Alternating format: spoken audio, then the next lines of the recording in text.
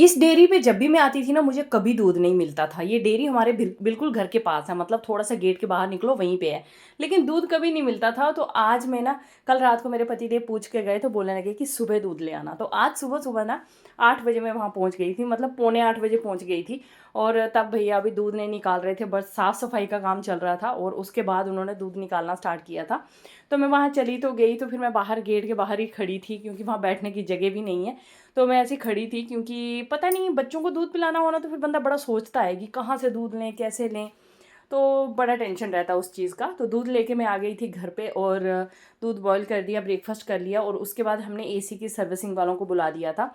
तो हमने urban company वालों को ही बुक किया था, तो वो लोग आ गए थे। फिर उसके बाद उन्होंने एसी की सर्विसिंग स्टार्ट की।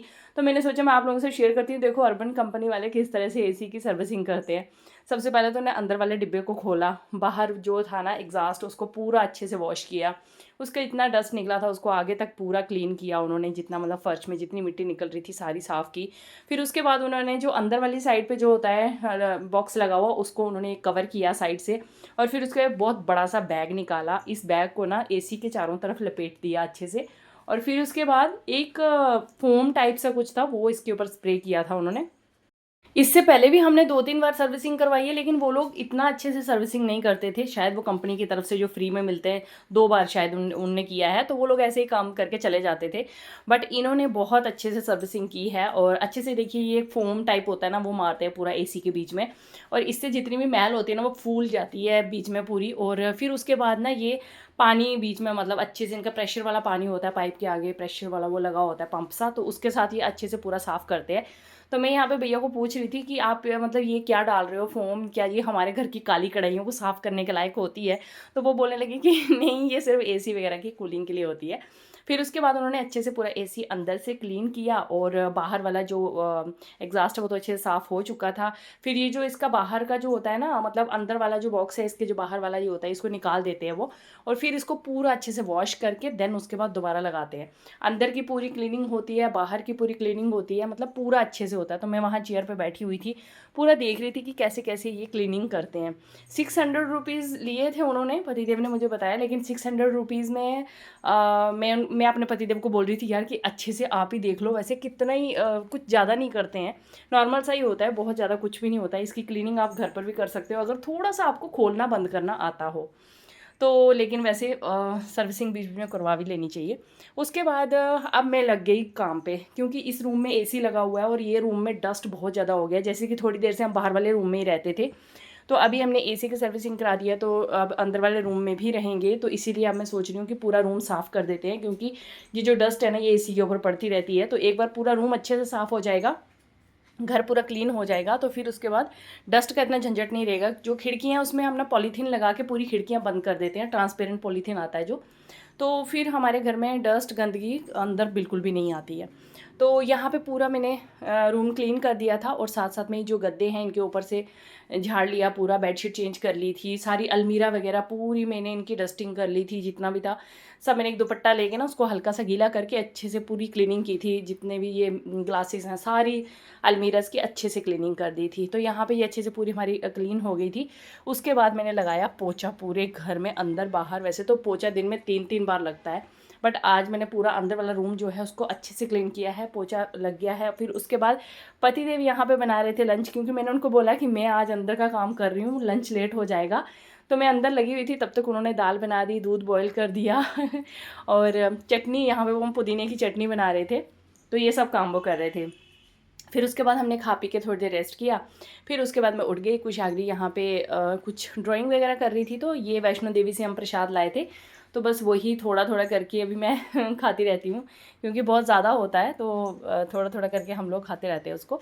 अब शाम का टाइम आ गया था, बच्चे सो के उठ गए थे, तो मैंने सोचा कि चलिए कुछ बनाते हैं। छोटी वाली तो सो के उठ गई थी, तो फिर मैंने यहाँ पे आई, दिन के जो दाल-चावल बचे थे सबसे पहले उनको अच्छे से गर्म किया मिक्स करके, और चाय हमारी ख़त्म हो गई थी लिप्टन, तो वो डाल दिया डिब्बे में। साथ-साथ में मैं चाय बना रही हूँ अपने लिए। वैसे चाय अभी हमने बहुत ज़्यादा कम कर दी है, बस कभी 2-4 दिनों में एक बार हमारे घर में चाय बनती है, वो भी अगर मेरा मन हो तो, नहीं तो वो भी नहीं बनती है। पतिदेव तो बिल्कुल भी नहीं पीते हैं, तो मैं भी अवॉइड ही करती हूँ, अभी चाय-वाय बिल्कुल नहीं पीते हैं हम लोग। तो फिर उसके बाद यहाँ पे चावल गर्म हो गए थे, तो मैंने 3 स्पून डाल दिए। अब जो-जो खाएगा तो खाएगा, देखो फिर साथ में ही यहाँ चाय मेरी बन रही थी, तो इधर मैंने थोड़ा सा घी भी डाल दिया था चावलों के बीच में, बच्चे जितना खाएंगे ठीक है। तो उसके बाद मैंने चाय को भी डाल दिया था गिलासी में। तो ये गिलासी ना मेरे को बड़ी पसंद है, मैंने अपनी चॉइस से गिलासी लाई हुई है चाय के लिए सिर्फ। फिर उसके बाद हम लोग आ गए रूम में, और एकाग्री तो यहाँ बैठी हुई थी, तो कुशाग्री को मैं उठा के लाई। कुशाग्री सोई हुई थी।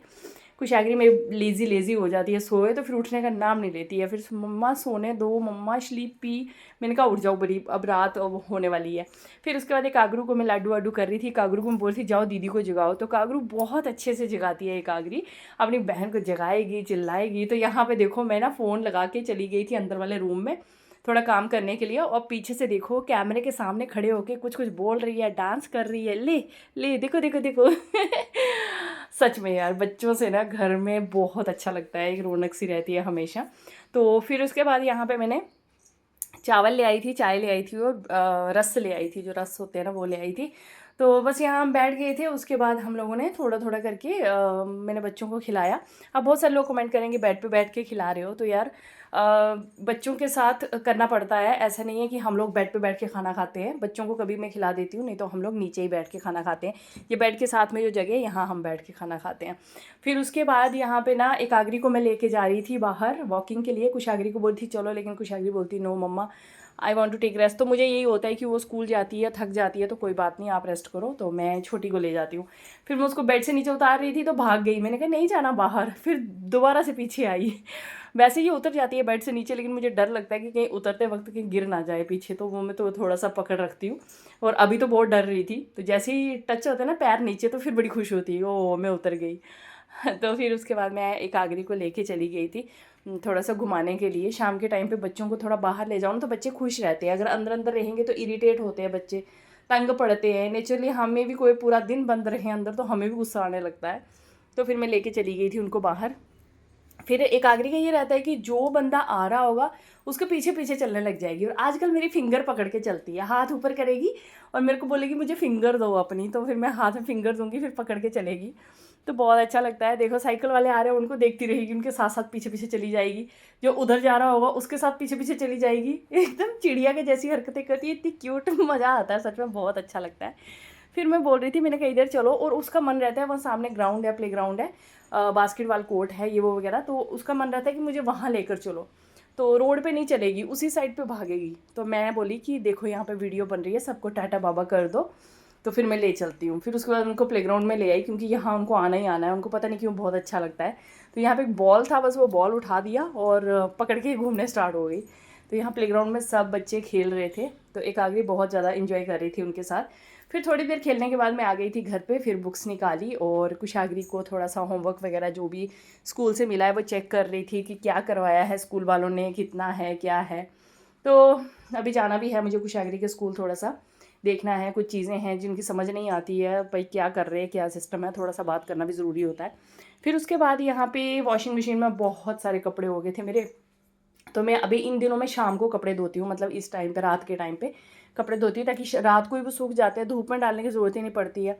धूप में कपड़े एकदम बहुत ज़्यादा ऐसे डल से हो जाते हैं। फिर उसके बाद मैंने कपड़े और डाल दिए थे धोने के लिए। साथ साथ में किचन में इतने ज़्यादा बर्तन, उनको साफ़ करो, समझ में नहीं आता। मैं अपनी मम्मी को बोलती मम्मी बर्तन धो रही हूँ, मम्मी इतनी बार बर्तन धो दिए। मम्मी कहती तुम लोग 4 लोग हो, इतने बर्तन कहाँ से आते हैं। मैं कहा मम्मी जिन घरों में छोटे बच्चे होते हैं उन पता ही नहीं चलता कि बर्तन आते कहाँ से हैं। चाहे 2 लोगों का खाना हो तब भी कढ़ाई कुकर इतने हो जाते क्या ही बताए। फिर उसके बाद यहाँ पे जी मैंने टोमेटो केचप बनाया था 3-4 दिन पहले, तो ये डिब्बे में ही पड़ा हुआ था, तो फिर मैंने ना एक डिब्बा निकाला दूसरा, तो फिर उसमें पैक करके फ्रिज में लगा दिया। तो आज कुछ समझ नहीं आ रहा था, थोड़ी सी शिमला मिर्च पड़ी थी, थोड़ी सी गोभी पड़ी थी, थोड़ी थोड़ी सब्जियाँ, थोड़े से आलू पड़े थे, तो मैंने सोचा चलो इसी की ना सब्ज़ी बना देती हूँ। अब मतलब ऐसा कुछ भी नहीं था जो मैं बहुत ज़्यादा बनाऊँ, तो थोड़े थोड़ा सब था, तो मैंने सोचा चलो मिक्स करके इसी को बना लेती हूँ। तो यहाँ पे मैं मिक्स वेज टाइप ही बना रही थी। तो डिनर हमारा बनने स्टार्ट हो गया था। कुशाग्री यहाँ पे अपने लिए ना वो रूह अफ़ज़ा वाला वाटर बना रही थी, बोलती रेड वाटर पीना है। मैंने कहा खुद ही बनाओ। आजकल वो अपने काम थोड़े खुद करने लग जाती है, ड्रेस अपना चेंज कर लेती है, मैक्सिमम चीज़ें अभी वो खुद ही करती है अपनी। इवन मैं छोटी के लिए भी बोलती हूँ कि उसको भी पहना दे, तो उसको भी पहना देती है कभी कभी पैंट वगैरह। वो पहनाती नहीं है लेकिन बहुत चिल्लाएगी, भागेगी इधर उधर लेकिन फिर भी कुशाग्री पूरी ट्राई करती है। तो बस यहाँ पे मेरा डिनर बन रहा है। डिनर करने के बाद हम लोग थोड़ा सा वॉक करेंगे, थोड़ा सा बस ऐसे ही आपस में एंजॉय करेंगे। तो ये जो सब्ज़ी मैं मिक्स वेज बना रही हूँ ना, बहुत ज़्यादा टेस्टी लगती है। अगर कुछ ना हो ना तो बस यही बना लो, बहुत ज़्यादा अच्छी लगती है। यही था फ्रेंड्स मेरा आज का ब्लॉग। अच्छा लगे तो लाइक ज़रूर करना। फिर मिलते हैं, बाय बाय।